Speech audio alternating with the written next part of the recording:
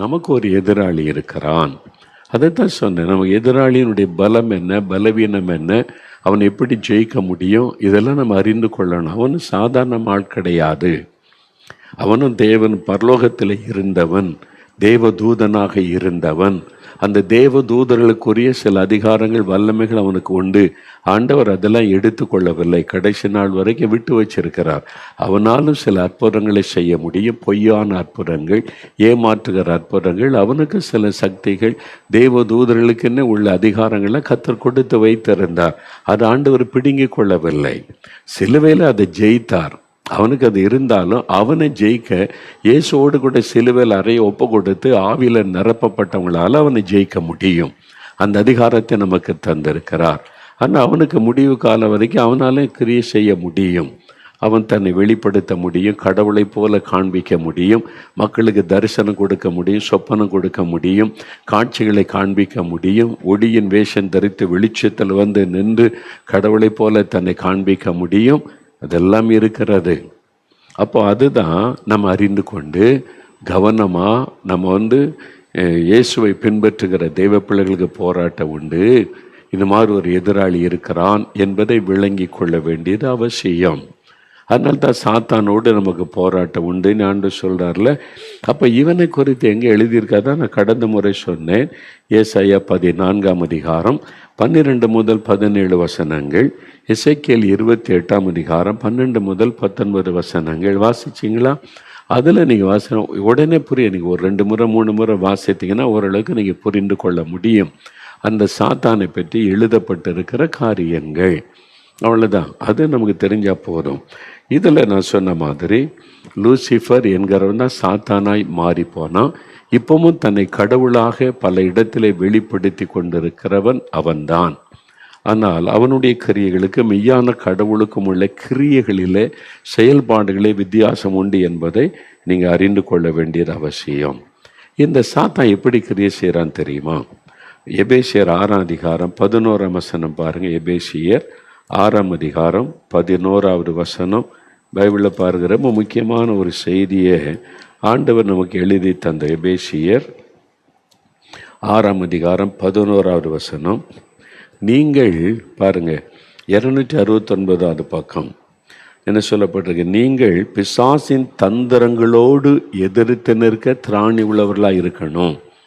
அங்கே என்ன சொல்லப்படு? பிசாசோடு எதிர்த்து நிற்கன்னு சொல்லப்படலை, பிசாசின் தந்திரங்களோடு. அப்போ சாத்தான் எப்படி செயல்படுவான்? தந்திரமாய் செயல்படுவான். ரொம்ப தந்திரவாதி அவன், தந்திரமாக தான் செயல்படுவான். பிசாசு நேரில் அப்படி வந்து அப்படியே கருப்பு ட்ரெஸ் வச்சு பல்லெல்லாம் நீட்டிட்டு கொம்பு வச்சுட்டு நான் சாத்தான் வந்திருக்கிறேன் என்ன நினச்சிக்கிட்டு இருக்க, அப்படி வரமாட்டான். தந்திரமாக தான் வருவான், தந்திரமாக தான் பேசுவான். அவன் பிசாசின் தந்திரங்களோடு நம்ம எதிர்த்து நிற்கணுமா? அப்போது பிசாசனுடைய தந்திரம் என்ன? அவன் ஆவிக்குரிய மண்டலத்தில் இருக்கிறவன். இவங்களுக்கு இந்த மாதிரி சொன்னால் நம்பிடுவாங்க, இவங்களுக்கு இப்படி ஒரு காட்சி கொடுத்தா நம்பிடுவாங்க, இப்படி ஒரு காரியத்தை சொன்னால் இவங்களை அடிமைப்படுத்திடலாம். ஒவ்வொருவரை பற்றி அவனுக்கு தெரியும். அவனை எல்லாத்தையும் கவனிக்கிறாள், அவனை எல்லாத்தையும் பார்த்துக்க. எங்களிடம் பூமி எங்கேயும் சுற்றி வருகிறான். நாம் இவங்க இயேசுவை ஏற்றுக்கொண்டுட்டாங்க அப்படி அவனுக்கு தெரியும். உண்மையான கிறிஸ்தவங்களும் தெரியும், பொய்யான கிறிஸ்தவங்களும் அவனுக்கு தெரியும். அவனுக்கு தெரியாத ஒன்றுமே கிடையாது, எல்லாம் அவனுக்கு தெரியும். மனிதர் எப்படி கடவுள் நம்மளை அறிந்திருக்கிறா அதே மாதிரி அவனை நம்மளை எல்லாம், நம்முடைய இருதயத்தை மட்டும் அவனால் அறிய முடியாது. நம்முடைய செயல்கள் எல்லாத்தையும் அவனு பார்த்து கொண்டு இருக்கிற, அவனுக்கு எல்லாமே தெரியும். நீங்கள் லஞ்சம் வாங்கினா அவனுக்கு தெரியும், நீங்கள் குடிக்கிறீங்கன்னா அவனுக்கு தெரியும், ரகசியமாக ஒரு பாவம் செய்கிறீங்கன்னா அவனுக்கு தெரியும், எல்லாமே அவனுக்கு தெரியும். நீங்கள் மறந்துடுறார். எப்படி ஆண்டவருக்கு நம்மை பற்றி எல்லாமே தெரியுமோ சாத்தானுக்கு நம்மை பற்றி எல்லாமே தெரியும் என்பதை மறந்துடக்கூடாது. நாங்கள் ஒரு முறை அப்பாதரை பிரதர் நாங்கள் மூலி செய்யும்போது ஒரு ஊருக்கு ஊழியத்துக்கு போயிருந்தோமா. இப்போ பிசாசு பிடிச்சி ஒரு பையன் ரொம்ப அலக்கழித்தார். அப்பாதர் பிரதர்கிட்ட சொன்னேன், பிரதர் நீங்கள் போய் அவனுக்கு ஜெபம் பண்ணுங்க அப்படின்னு. இவங்க போய் அவங்க ஜெபிக்கிறதுக்கு முன்னால் அங்கேருந்து ஒரு ஆள் கையில் பைபிளோடு அவர் போய் தலையில் கை வச்சு பிசாசை போன்னு அதட்ட ஆரம்பிச்சிட்டாரு. இப்போ நாங்கள் ஊழியத்துக்காக போயிருக்கிறோம், ஆயத்தப்பட்டு போயிருக்கிறோம். பிற அப்பாதருக்கு நாங்கள் இருக்கிறோம், நம்ம ஒரு ஆயத்தம் போயிருக்கோம். அவர் யாருன்னே தெரில, எனக்கு தெரியல யார் அவருன்னு கேட்டால் அவர் ஊழியம் செய்கிறாராம். தப்பு இல்லை, ஊழியம் செய்கிறவங்க ஒருத்தவங்க இப்போ வந்துச்சு வேணால் ஒரு டிசிப்ளின் இருக்குது. நான் இன்னொருத்தர் கூட்டம் நடந்த போனால் அங்கே பொதுவாக ஜெபிக்க மாட்டேன். இல்லை அந்த அவங்க கூட்டம், நீங்கள் அவங்ககிட்ட தான் போய் ஜெபிக்கணும், நான் ஜெபிக்க மாட்டேன். ஒருவேளை அவங்க பெருமை பிரதர் ஜெபம் பண்ணுங்க அப்படின்னு உத்தரவு கொடுத்தா தான் ஜெபம் பண்ணுவேனே தவிர, அது ஒரு ஒழுங்கு இருக்குது ஸ்பிரிச்சுவல் உலகத்தில், ஒரு ஊழி ஒழுங்கு. அப்படிலாம் ஜெபிக்கூடாது. ஜெபிக்கலாம், அவங்களுக்கு ஒரு ஒழுங்கு இருக்குல்ல. அவங்க கூட்டம் நடத்துகிறாங்க, அவங்க பிரசங்கராக இருக்கிறாங்க, மக்கள் வந்தாலும் நான் ஜெபிக்க மாட்டேன், இது அவங்க கூட்டம், அவங்ககிட்ட போய் ஜெபம் பண்ணி கொள்ளுங்கன்னு கை நீட்டிட்டு நான் போய்கொண்டே இருப்பேன். ஒரு ஒழுங்கு இருக்குதுல்ல. அப்போ இவர் பிரதர் போகிறவங்களும் அவர் போய் கை வச்சுட்டு அப்படியே அது அதட்டுறாரு பிசாசு. அது எதுவும் பேசுது, இவரும் அதட்டுறாரு. பிரதர் பார்த்தாங்க, நம்ம ஆளுக்கு ஒரு பக்கம் ஜெபம் ஒரு மாதிரி குழப்பமான சூழ்நிலை உண்டாக்கூடாதுன்னு அமைதியாக நின்னாங்க. சரி அவர் விரட்டட்டுமே அப்படின்னு சொல்லி ஆட்கள்லாம் நிற்கிறாங்க. திடீர்னு அது சொல்லுது, கையை எடுடா அப்படிங்கிற மரியாதைலாம் பேசுது. பிசாசு எடுடா. இவர் என்ன நினச்சிக்கிட்டா, நான் ஊழியக்காரன், நீ போகணும் அப்படின்னு சொல்லி பேசினாரா. உன்னை பற்றி ரகசியத்தில் நான் சொல்லட்டுமா அப்படின்னு சொல்லிச்சு பாருங்க. கையை எடுத்துட்டு அமைதி ஆள் எஸ்கேப் ஆயிட்டாரு. உண்மையாக நடந்தது. அப்போ எல்லாமே அதுக்கு தெரியும். ஒரு மாதிரி அதை சொல்லுதில்ல, இயேசுவின் நாமத்தில் பிசாசை போ அப்படின்னு சொன்ன பவுலையும் தெரியும், இயேசுவையும் தெரியும். நீ யாருடா என்னை துரத்துன்னு கேடுச்சுன்னு பைபிள் எழுதியிருக்குல்ல. அதனால தான் ரொம்ப கவனமாக தெய்வ சித்தை இல்லாமல் தெய்வனுக்கு உங்களுக்கு அர்ப்பணிக்காமல் சும்மா நானும் ஊழியக்காரன் தானே நானும் செஞ்சிருவேன், அந்த பெருமைக்கெல்லாம் செஞ்சிடக்கூடாது. தாழ்மையாக நடந்து கொள்ளணும். எல்லாருக்கும் ஒரு டிசிப்ளின் ஒழுங்கெல்லாம் இருக்குது. அதெல்லாம் மீறும்போது சாத்தானுக்கு நல்லா தெரியும், இவன் ஒழுங்கை மீறுகிறான் என்பதெல்லாம் அவனுக்கு தெரியும். அப்போ நம்மை குறித்து எல்லாமே அவனுக்கு தெரியும். அப்போ தேவனுடைய கிருபைக்குள்ளே அடங்கி அவருடைய பிரசன்னத்துக்குள்ளே இருந்து போனால் கர்த்தருடைய பாதுகாப்பு ஒன்று உண்டாகிருக்கும். இதெல்லாம் மனத்தில் வைத்தோம். சாத்தானோடு டீல் பண்ணும்போது அவனுக்கு எல்லாமே தெரியும் என்பது உங்களுக்கு தெரியணும். அப்போ பிசாசனுடைய தந்திரங்கள் என்று இங்கே வேதத்தில் சொல்லப்படுகிறது. இந்த அவன் தந்திரமாக கிரியை செய்கிறா என்னங்க எப்படிங்க அப்படின்னு கேட்டால், இப்போ எதிரி நாடுகள்னு சொன்னால் அவங்க எல்லாம் தந்திரமாக தானே செயல்படுவாங்க. நீ யோசித்து பாருங்க, நம்ம நாட்டுக்குள்ளே தீவிரவாதிகளை ஊடுருவ வைக்கிறாங்க எதிரி நாட்டில் இருந்து.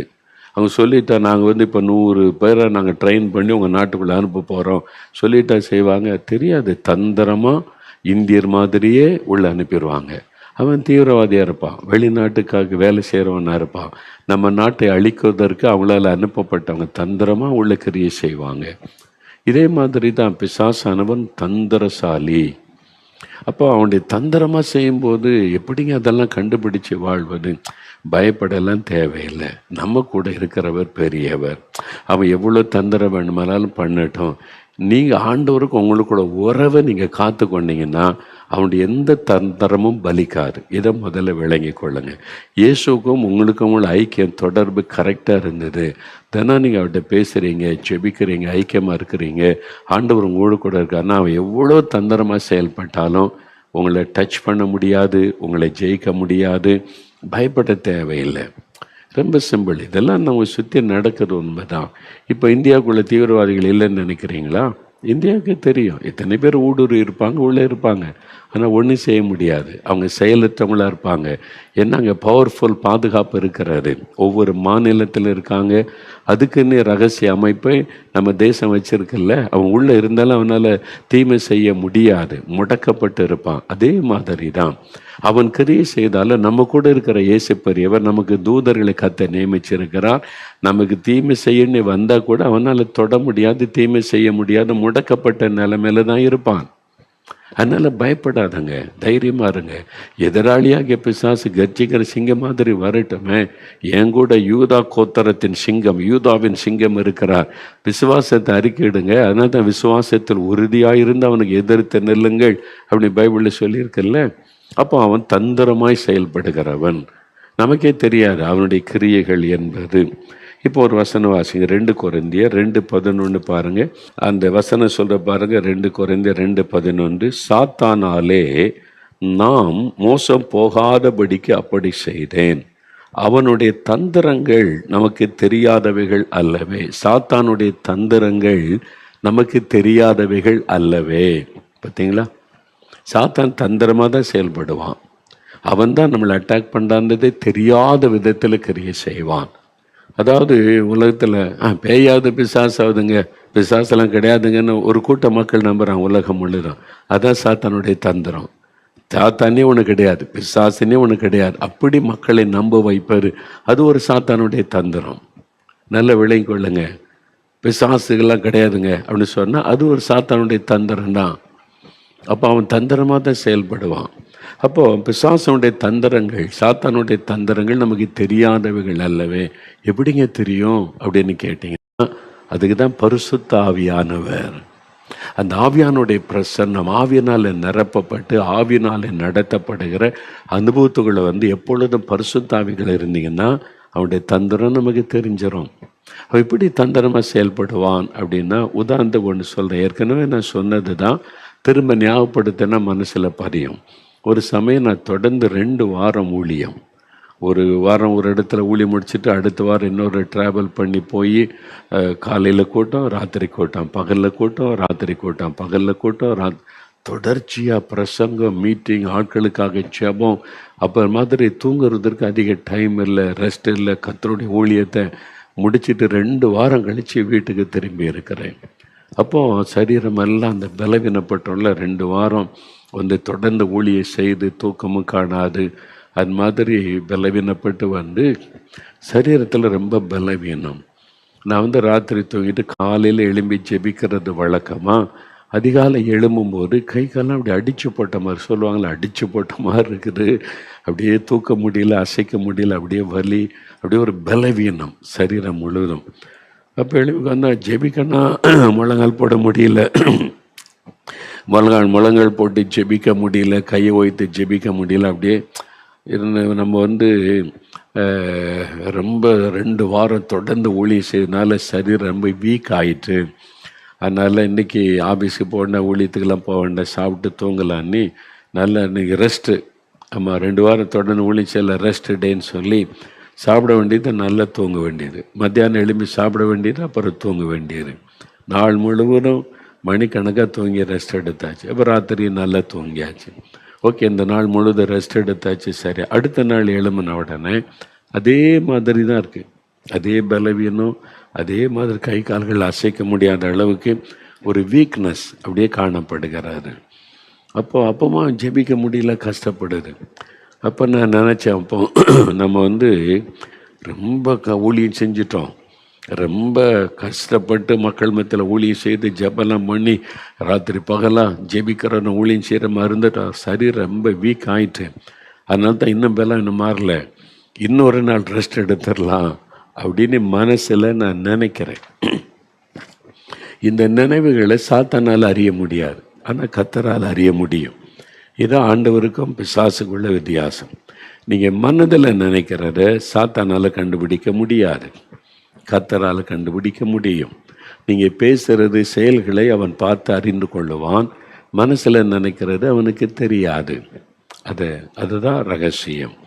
ஆண்டவர் நான் மனசில் நினைக்கிறது ஆண்டவர் அறிந்து கொண்டார். இல்லைங்க, சில இப்படி நினைக்கிற சொல்கிறாங்க, கரெக்டாக இருக்குது. ஒரு 3-4 சொல்லுவாங்களா, 2 கரெக்டாக இருக்கும். அவங்க இந்த மனுஷங்களில் ஒரு ஆவி இருக்குது, அது தேவன் தந்தை தீபமாக இருக்கிறான். ஒரு மனுஷனை பார்த்தோன்னே டக்குனு சோகமாக இருக்கானா சந்தோஷமாக இருக்கானா கண்டுபிடிச்சிட முடியும். அதை வச்சு பேசுகிறது. அது என்னதோ கடவுளை வெளிப்படுத்திட்ட மாதிரி நினைப்பாங்க. அப்படிலாம் கிடையாது. அது மனிதன் வச்சு சிலருடைய இதை பார்த்து அவனுடைய காரியங்களை அறிந்து கொள்ள முடியும். அதை மாதிரி அப்படியே நினைவுகளை அறியணும்னா அது கர்த்தரால் மட்டும்தான் முடியும். அப்போ நான் நினைக்கிறேன், அப்படியே நம்ம ரொம்ப ஊழியம் செய்து களைப்பாற்றனால இருக்குது, அப்போ இன்றைக்கும் நல்ல ரெஸ்ட் எடுத்துருவோம் அப்படின்னு நான் மைண்டில் நினைக்கிறேன். நினச்ச உடனே பரிசுத்த ஆவியானவர் என் மீது இறங்கினார். தி ஹோலி ஸ்பிரிட் கேம். ஆவியானுடைய பிரசன்னம் அப்படியே இறங்கிட்டு ஆவியானவர் பேசுகிறதை என் ஆவியிலே உணர முடிகிறான்னு சொல்கிறாரு. என் மகனே, இது உன் சரீர பலவீனம் அல்ல. ஒரு பலவீனப்படுத்துகிற ஆவி உன் சரீரத்தை பலவீனப்படுத்தி நீ ஜெபிக்க விடாதபடி ஊழியம் செய்யாதபடி தடுப்பதற்கு ஒரு ஆவி உன் சரீரத்தை பலவீனப்படுத்துகிறது என்ன ஆண்டவர் பேசினார். அப்போ தெரியல, இது நம்ம ரொம்ப ஊழியம் செஞ்சுட்டோம், அது செஞ்சுட்டோம், அதனால களைப்பு பலவீனம் நினைக்கிறோம். ஒரு நாள் ரெஸ்ட் எடுத்தாச்சு, அப்போ அடுத்த நாள் அது சரியாகணும்ல. அப்போ அடுத்த நாள் சரியாகலைன்ன உடனே நான் அதை நினைக்கல, நம்ம வேற மாதிரி நினைக்கிறோம். இதுதான் சாத்தானுடைய தந்திரம். அவனை பற்றி நினைக்க விட மாட்டான், நம்ப விட மாட்டான். அதான் பிசாசின் தந்திரம். ஆவியானவர் சொன்னார், உன் சரீரத்தில் அந்த பலவீனெல்லாம் நேற்றைக்கு சரியாயிட்டுன்னு தூங்கி ரெஸ்ட் எடுத்த உடனே இப்போ ஒரு பலவீனப்படுத்துகிற ஆவி, ஸ்பிரிட் ஆஃப் இன்ஃபர்மிட்டி அப்படி பைபிளில் இருக்கு. பலவீனப்படுத்துகிற ஆவி உன் சரீரத்தை பலவீனப்படுத்தி நீ அதுக்கு மேலே ஊழியம் செஞ்சிடக்கூடாது, ஜெபிச்சிடக்கூடாது, நீ உன்னை ரெஸ்ட் எடுக்க வச்சிடணும், முடக்கி வச்சிடணும் போராடுகிறது. என்னை அது தெரிந்த உடனே நான் உடனே எளிமை முழங்கால் படிட்டு கொஞ்சம் கஷ்டப்பட்டு தான் கொஞ்சம் போராடணும்ல. சத்துரு வந்திருக்கிறா, எதிராளின்னு ஆவியான வெளிப்படுத்தணும், ஆவியானவருக்கு இடம் கொடுத்து ஆவியில் நிரம்பி அந்நிய பாஷையில் அப்படியே செபிக்க செபிக்க செபிக்க அப்படியே ஒரு பலவீனம் விலைக்கு போகிறாரு. சரீரத்தில் உடனே புது பலன் வந்துவிட்டு, எல்லா பலவீனம் மாறிவிட்டு, அவ்வளோதான், புது பலன் வந்துவிட்டு. நான் எழும்பினேன், ஜெபிச்சேன், ஊழியத்துக்கு கிளம்பிட்டேன், அவ்வளோதான். அப்போ பாருங்கள், சாத்தானுடைய தந்திரம். அவன் தெரியாத வித நம்ம வேற ஒரு டைரக்ஷனில் பார்க்கும்படி அவன் செய்வான். இதுதான் சாத்தானுடைய தந்திரம். இதுதான் நம்ம விளங்கி கொள்ள வேண்டியது அவசியம். ஒரு ஊழியக்காரர் சொன்னார், சகோதரர் சொன்னார், பிரதர் வீட்டுக்குள்ளே வந்தாலே பிரச்சனையாக இருக்குது, வீட்டுக்குள்ளே வந்தாலே பிரச்சனை தான். கணவன் மனைவி 2 பேரும் நல்லா ரட்சிக்கப்பட்டிருக்காங்க, அபிஷேகம், சர்ச்சுக்கு ஒன்றா போவாங்க, ஒன்றா ஜெபிப்பாங்க, கூட்டங்களுக்கு ஒன்றா போவாங்க, ஊழியத்துக்குள்ள ஒன்றா, வெளியே நல்லா தான் இருக்கிறோம் பிரதர். ஆனால் வீட்டுக்குள்ளே வந்த உடனே டக்குன்னு மனைவி ஏதோ ஒரு காரியத்தில் ஒரு வார்த்தையை சொல்லுவான், அப்படி இருதயத்தை காயப்படுத்திடும். உடனே நானும் கோவத்தில் ஒன்று பேசுவேன், அவளும் ஒன்று பேசுவாள், சண்டை வந்துடும் வீட்டுக்குள்ளே. அப்படியே ஒரு சண்டை, ஒரு சமாதானமாக நிம்மதியாக இருக்க முடியல. அதே வீட்டை விட்டு வெளியே போயிட்டோன்னா 2 பேரும் ரொம்ப சந்தோஷமாக இருப்போம். ஒன்றா ஊழியத்துக்கு போகிறோம், ஒன்றா கூட்டத்துக்கு போகிறோம், சர்ச்சுக்கு போகிறோம், எல்லாத்திட்ட அன்பாக இருப்போம், இவங்க நல்ல கப்புள்ப்பா அப்படின்னு எப்பவுமே சந்தோஷமாக இருப்போம். எனக்கு விளங்கி கொள்ளவே முடியல, ஓய் ஏன் என் மனைவி வீட்டுக்குள்ளே வந்தோடனே ஒரு மாதிரி வித்தியாசமாக மாறுகிறாள், அது பேச்சு வித்தியாசமாக மாறுது, டக்குன்னு கோவம் வருது, நான் கோவப்படுற மாதிரி பேசுகிறாள், உடனே நானும் பேசிடுறேன், சண்டை வந்துடுது. அப்போ நான் சொன்னேன், இது என்ன காரணம் ஆண்டவரை ஜெபித்த போது ஆவியானவர் வெளிப்படுத்தினார், இவங்க 2 பேரும் சமாதானமாக சந்தோஷமாக இருக்கக்கூடாதபடி அந்த வீட்டுக்குள்ளே ஒரு ஆவி கிரியை செய்து, அந்த ஆவி இவங்க வீட்டுக்குள்ளே வந்த உடனே செயல்பட ஆரம்பிக்கிறது. வெளியில் நல்லா இருப்பாங்க, சந்தோஷமாக இருப்பாங்க, ஆனால் வீட்டுக்குள்ளே தான் ஒரு கணவன் மனைவி அவங்க மகிழ்ச்சியாக குடும்பம் நடத்தணும்ல. அதான் வீடு, அங்கே தான் பல மணி நேரம் ஒன்றா இருக்க வேண்டியது. வீட்டுக்குள்ளே அவங்களை பிரித்து வச்சிடுறது, சண்டை போட வைக்கிறது, ஒருத்தருக்கு ஒருத்தர் கசப்பை உண்டாக்குறது, ஒரு தூண்டுதலை உண்டாக்குறது. அப்போது ஒரு மனதை கெடுக்கிற ஒரு ஆவி, சமாதானத்தை கெடுக்கிற ஒரு ஆவி வீட்டுக்குள்ளே இருந்து கொண்டு கிரியை செய்கிறது. இதெல்லாம் நடக்குமாங்க? நடக்கும். அப்போ அது மாதிரி நடந்ததில்லை. அப்போ இது என்ன பண்ணுறதுன்னாரு. நான் சொன்னேன், என் குடும்பத்துக்கு விரோதமாய், எங்கள் குடும்பத்துக்கு விரோதமாய் போராடுகிற சமாதானத்தை கெடுக்கிற ஆவியை உன்னை கடிந்து கொள்ளுகிறேன், இயேசுவின் ரத்தத்தை நீ வீட்டுக்குள்ளே தெளிக்கிறேன்னு நீ அதை எதிர்த்து ஜெபிங்க, மாற்றத்தை பார்ப்பீங்க.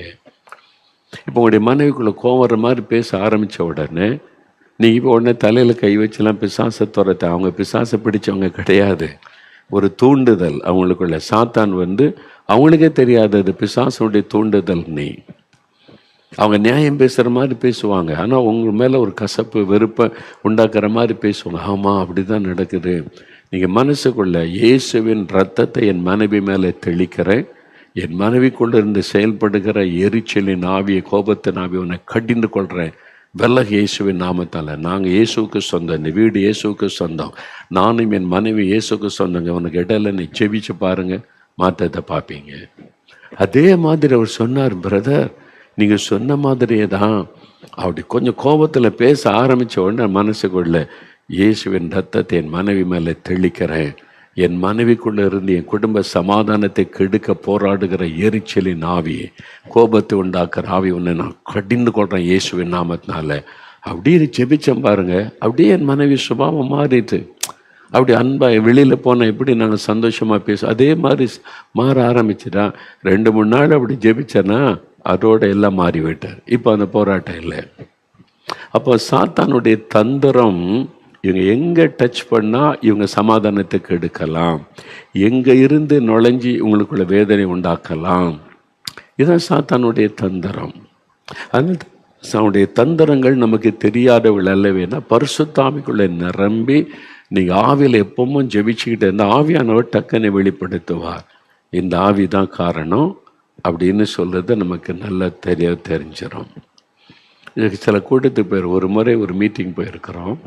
கூட்டம்லாம் ஆர்கனைஸ் பண்ணிட்டாங்க. ஜனங்க சாயங்காலம் நாங்கள் போய் சேர்ந்துட்டோம். அந்த கூட்டம் நடக்கிறது பக்கத்தில் தங்க வச்சுருக்கிறாங்க. போனால் நீ கூட்டம் நடத்த முடியாது. ஏன்? ஒரு ஆள் பயங்கரமாக கத்திக்கிட்டு இருக்கான், பிரச்சனை, ஒரு டென்ஷன், அருவாளோடு நிற்கிறான். ஒரு ரெண்டு குடும்பத்துக்கு பிரச்சனை அப்படியே ஓடிக்கிட்டு இருக்கு. போலீஸ் வரப்போது, பெரிய பிரச்சனை, நீ கூட்டம் நடத்த முடியாதுன்னு. அந்த சூழ்நிலை பரபரப்பாக நடக்குது. மக்கள் உள்ள வர பயப்படுறாங்க. அந்த போதகர் கூட்டம் நடத்த பயப்படுறாரு. சூழ்நிலை பயங்கரமாக இருக்குது. நானும் பார்க்குறேன் அந்த காட்சியை. பார்த்தாக்கி ஒரு மாதிரி இருக்குது. இன்றைக்கி அவ்வளோதானா நீ டக்குன்னு ஆவியான சொல்லுகிறார், இட் இஸ் டெவில்ஸ் ஒர்க். பிசாசு இன்றைக்கி கூட்டத்துக்கு எடுக்கணும்னு ஒரு மனிதனை ஏவி செயல்படுத்துகிறான்.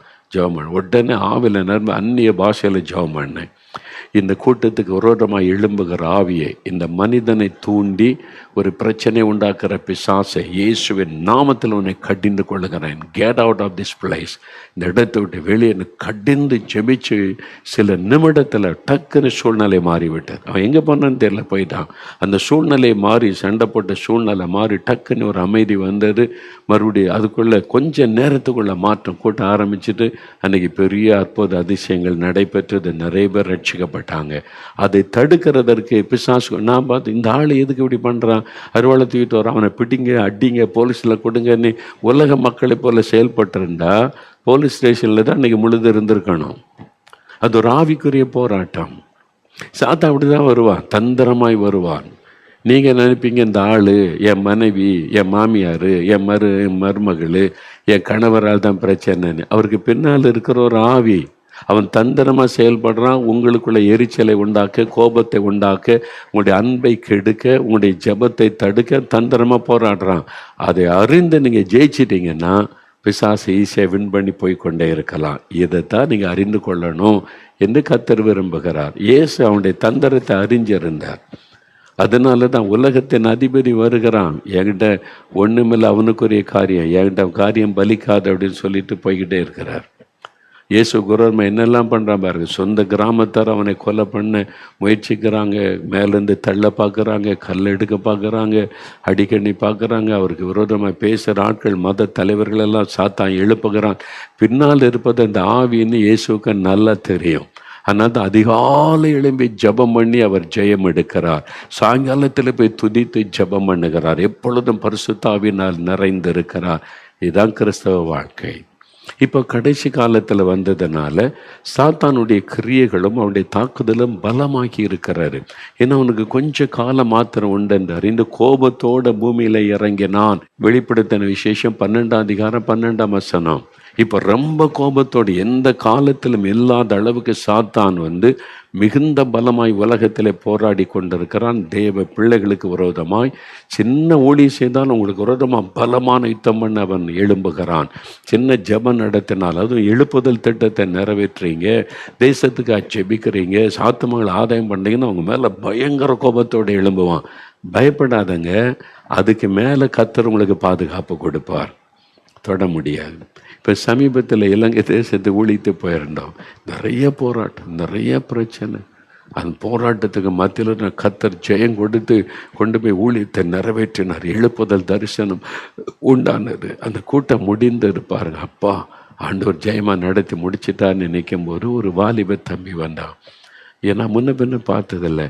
இன்றைக்கி நீங்கள் கூட்டம் நடத்தும் போது, நான் ஜெபிக்கும் போது எனக்கு ஒரு தரிசனத்தை ஆண்டவர் காண்பித்தார். என்ன காமிச்சாருன்னு கேட்டேன். உங்களை பற்றி. என்ன பற்றியா? என்னதுன்னு கேட்டேன். நீங்கள் பிரசங்கம் பண்ணி கொண்டிருக்கும் போது உங்களை சுற்றிலும் தேவ தூதர்கள் நிற்கிறாங்க. உங்களை சுற்றிலும் பிரம்மாண்டமான தூதர்கள் பாதுகாப்பாக நிற்கிறாங்க.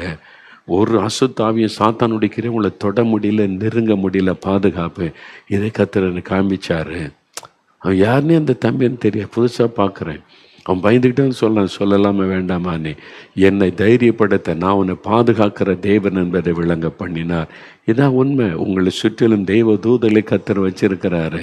உங்கள் வீட்டை சுற்றிலும் தெய்வ தூதருடைய பாதுகாப்பை வச்சிருக்கிறாரு. பயப்படாதங்க. அவன் தந்திரமாக கிரியை செய்யட்டமே. அவனுடைய தந்திரத்தை எல்லாம் கர்த்தர் நமக்கு காமிச்சிருவார். உங்களுக்கு விரோதமாக செயல்படும், குடும்பத்துக்கு விரோதமாக, ஊழியத்துக்கு விரோதமாக, பிஸ்னஸுக்கு விரோதமாக என்னென்ன விதத்தில் கிரியை செய்வான் தந்திரமாக சுலபமாக அறிந்து கொள்ளலாம். நீங்கள் மேற்கொள்ளலாம். பயப்படாதங்க. அதுக்கு தான் எப்பொழுது அபிஷேகத்துக்குள்ளே நிறைஞ்சிருக்கணும். சரியா? சரி, இதனுடைய தொடர்ச்சியை நம்ம தொடர்ந்து தியானிக்க போகிறோம். அவன் எப்படி இந்த உலகத்துக்குள்ளே தந்திரமாக செயல்பட்டு காரியங்களை செய்து கொண்டு வருகிறான், நம்ம வாழ்க்கையில் அவன் என்ன செய்வான், எப்படி இதை அறிந்து கொள்வது, அதையெல்லாம் தொடர்ந்து நாளை தினத்தில் இன்னும் தொடர்ந்து தியானிக்க போகிறோம். இப்போ நிறைய உங்களுக்கு ஒரு அண்டர்ஸ்டாண்டிங் வந்திருக்கும், புரிந்து கொள்ளுதல்.